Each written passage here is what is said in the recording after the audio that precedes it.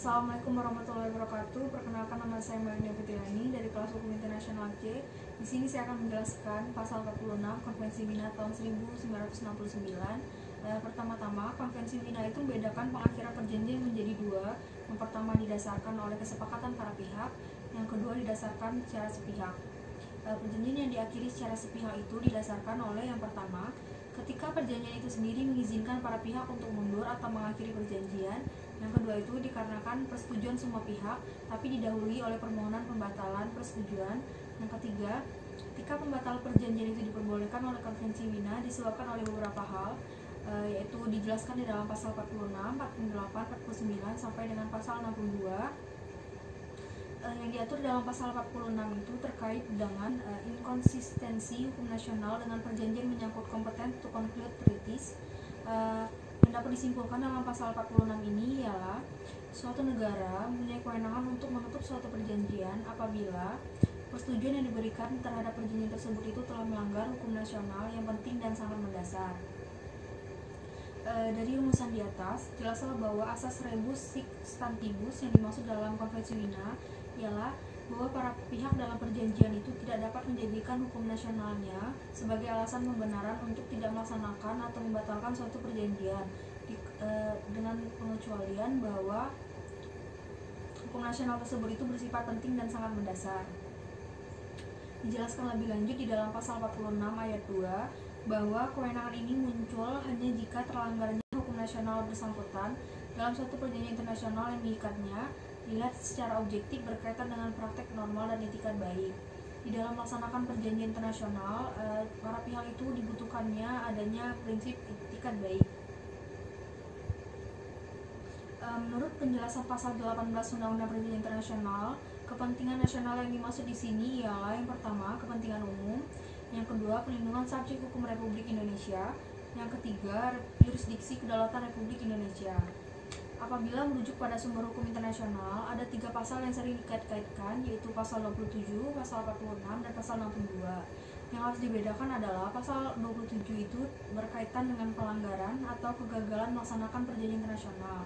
Sedangkan di dalam pasal 46 itu berkaitan dengan proses persetujuan suatu negara untuk terikat pada suatu perjanjian internasional. Jadi yang ditekankan itu pada proses persetujuannya, bukan pelanggaran terhadap perjanjian internasionalnya.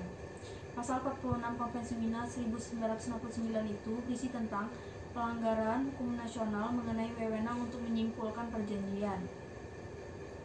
Pelanggaran semacam ini tidak bisa dijadikan alasan untuk menyatakan suatu perjanjian tidak sah kecuali pelanggaran tersebut nyata dan berkaitan dengan hal-hal hukum nasional yang penting dan mendasar. Suatu negara tidak dapat menggunakan keberadaan pasal 46 untuk menjustifikasi pelanggaran atau kegagalannya melaksanakan kewajiban yang muncul dari suatu perjanjian internasional. Contohnya misalnya ketidaksahan dalam MOU regarding cooperation in legal, judicial, and human rights related matters yang ditandatangani oleh Jaksa Agung. Jadi Jaksa Agung tersebut mewakili pemerintahan Republik Indonesia dan organisasi UNCTAD. MOU ini berkaitan dengan proses peradilan terkait dengan pelaku pelanggaran hak asasi manusia yang berada di Timur Timur.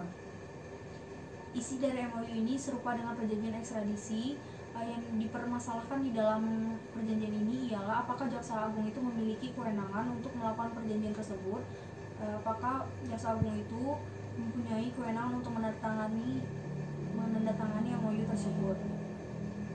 Terkait dengan adanya surat kuasa dari pemerintah Republik Indonesia, mengingat berdasarkan pasal 7 yang tidak memerlukan surat kuasa itu hanyalah kepala negara, kepala pemerintahan, kepala perwakilan suatu misi diplomatik, menteri luar negeri, atau perwakilan yang telah mendapat akreditasi yang dapat langsung mewakili negara saja.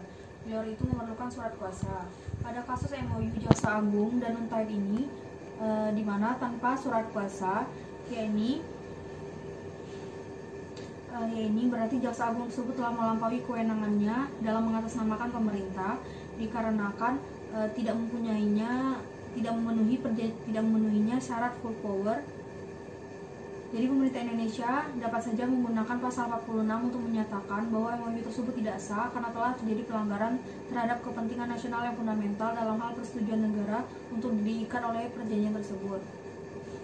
Di samping pasal 46, Indonesia sebenarnya dapat menyatakan bahwa MOU itu tidak menimbulkan akibat hukum kepada Indonesia karena ditandatangani oleh orang yang tidak memiliki kewenangan untuk melakukannya. Sekian penjelasan dari saya. Lebih dari kurangnya saya mohon maaf. Wabillahi taufiq wal hidayah. Wassalamualaikum warahmatullahi wabarakatuh.